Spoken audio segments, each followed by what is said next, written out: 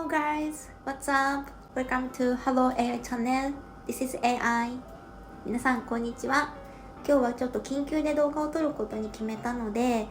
動画を撮る環境が揃っていないので、声だけの出演とさせてください。そしてすぐに動画をアップしたいので、日本語の字幕ですとか、なんかタイトルみたいなものも極力ちょっとつけない状態でアップしようと思っているので、ラジオ感覚で聞いてもらえると嬉しいです。はい、今日話したいのはですね、モーニング娘。トゥートゥおよびハロープロジェクトを卒業するということが発表された、モーニング娘。の森戸千咲ちゃんについて、私の個人的な気持ち、そしてハロープロジェクト全体というかアップフロント全体のですかね、海外志向、特に語学留学をしたい実際に留学をしているメンバーが多い事務所だと思うんですけれど、そこに関して私も以前語学留学を経験したことがあるので、そういった経験も踏まえて個人的な意見をお話しさせてもらおうかなと思います。ぜひ最後まで聞いてください。2月28日の私がこのニュースを知ったのはもう結構深夜近くなってからだったんですけど、私この日リカミコイベントに行っていまして、もう頭の中リカミコだらけの状態で帰ってきて、もう今日の瀬戸りすごかったなとか思いながら、お風呂入ってこうツイッターをね開いたら、まさかの森戸千咲ちゃんが卒業するという発表があって、もうびっくりというか全く想像していなかったし、ちーちゃんの卒業は私はみじんも想像していなかったので本当にびっくりしました。この経緯が発表されているんですけど、ちーちゃんが独学で勉強をしてきた英語を本格的に学びたいと思うようになり、海外に留学したいということで卒業を決めたということです。でびっくりなのが、2021年にはグループを卒業して海外留学をするもう予定になっていたそうなんですよ。事務所とも話して、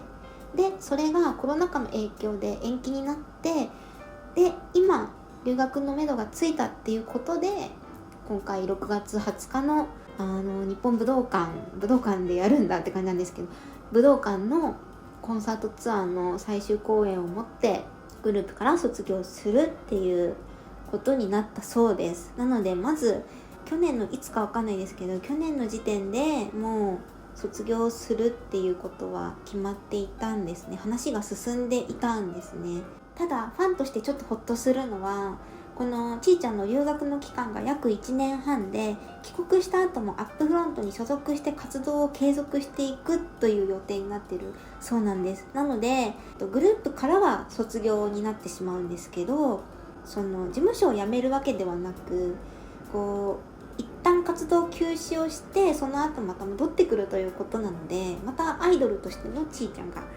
見れるということではあるので、そこはすごくほっとしたというか嬉しいことでしたね。で私はハロプロ DD だと思ってるんですけど、一応箱推しなんですけど推してるメンバーもいるっていう感じなんですね。でその中でちーちゃんは特に私の推しメンではないんですけど、モーニング娘。のパフォーマンスを見ている時とかに気づいたら結構ちーちゃんを目で追っていることが多くて、そうですね、第一にやっぱり可愛い心から可愛いと思う子ですねちーちゃんはなんか女性から見てもこんな子が彼女だったら幸せだろうなって思うような、本当になんか見た目も可愛いし、仕草とか喋り方とか性格とかもう全てがパーフェクトに可愛いので、そして踊り出すとすごくかっこいいっていうのがもう本当にこうアイドルとして最高な子なんですよね。なので個人的にはハロプロファンじゃない人とか、ハロプロあんまり知らないっていう人にこうおすすめしたいハロメンで言うと、結構今はちーちゃんかかみこのどっちかを勧めますかね。ちーちゃんは本当におすすめしたいアイドルっていう感じで、私インスタグラムやってるんですけど、インスタのストーリーズにねすごいバンバン写真をうるさいぐらい上げてるんですけど、そこにちーちゃんの写真を載せることが実はすごく多くて、写真を上げたりダンス動画を上げたりしてるんですけど、それもそういう理由があります。で、性格も大好きなんですよね。なんか見た目はこんなにザ女の子っていう感じなのに、性格は結構さっぱりしていて、ちょっとギャルでめちゃくちゃゲラでみたいなで、なんかこの子芯が強いんだろうなっていうのがすごく伝わってくる子なんですよ。カントリーガールズとしてデビューした後に、モーニング娘。に途中から加入するっていう本当前代未聞の、すごく大変だったであろう中で、その大変さだったりとか努力とかを全然なんか周りに見せずにさらーっとやってのけちゃってる風に見せることのできる人、すごく強い人なんだろうなって思います。はい、私の中でちーちゃんはそういう感じ、そういう印象があります。なんかこうやって喋ってると、推しじゃないと言いつつ、私ちーちゃんのこと大好きだったんだなってなんか改めて今思ってますそんなちーちゃんがモーニング娘。から卒業してしまうのはもちろんすごく寂しいんですけど、それと同時にちーちゃんの夢目標を応援して、また一回りも二回りも大きくなって帰ってくるちーちゃんをすごい楽しみに待ちたいなっていう私は気持ちです。はい。今回の発表で結構ハロプロメンバーって今までも留学をしているメンバーが多いので、卒業した後に留学をしているメンバーが多いので、またちーちゃんも留学なんだ、なんかそんなに語学留学って必要なものなのみたいに思う人もいるかもしれないんですけれども、そうですね、ちーちゃんが、28日の夜に更新したブログに、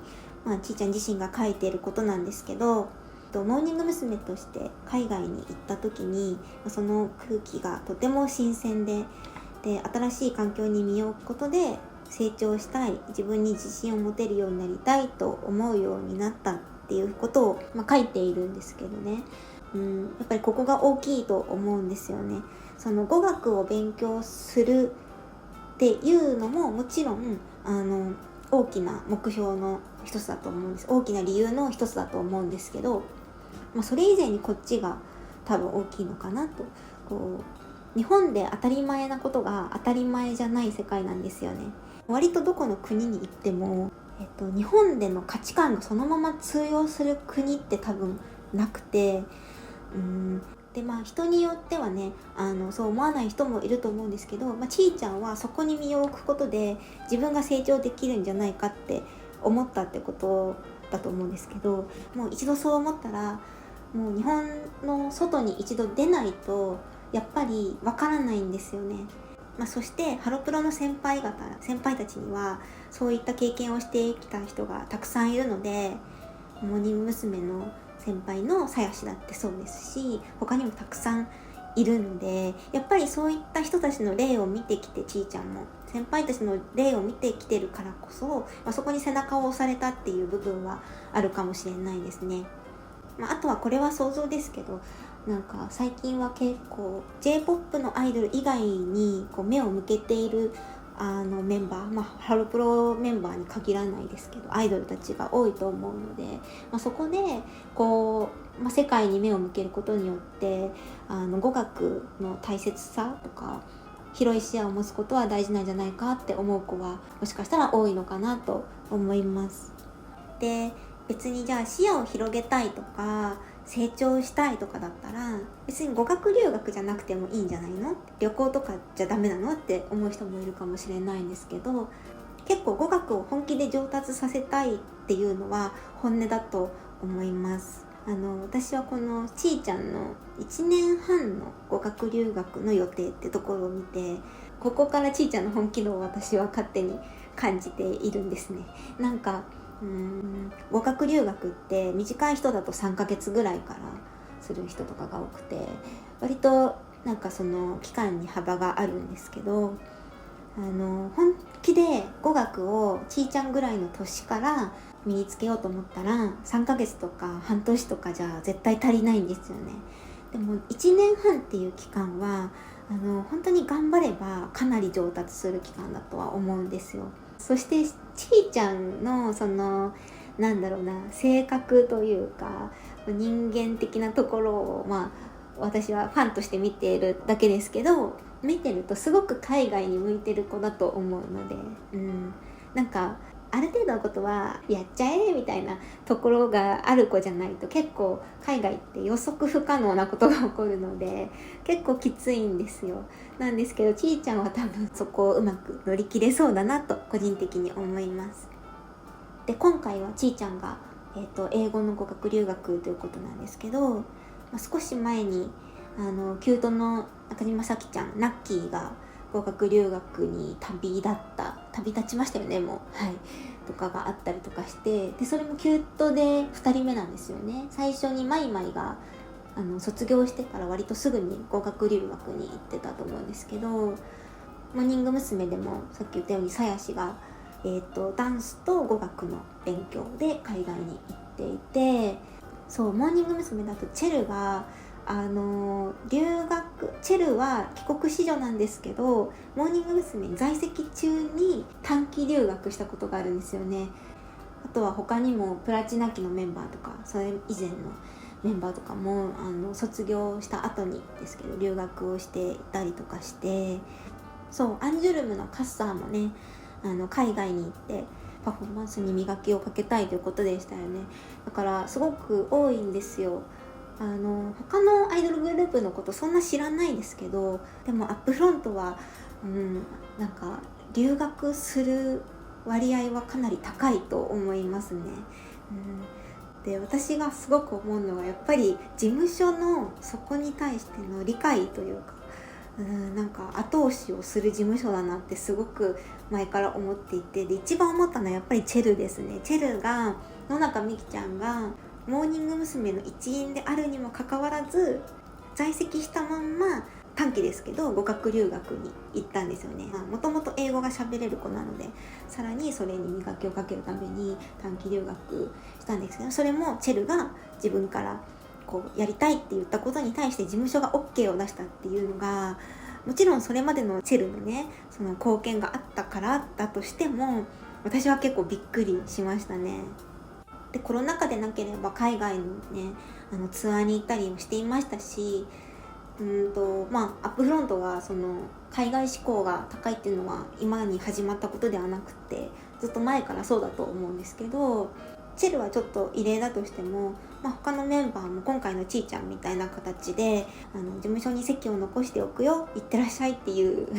のが結構前からあるので、それはすごく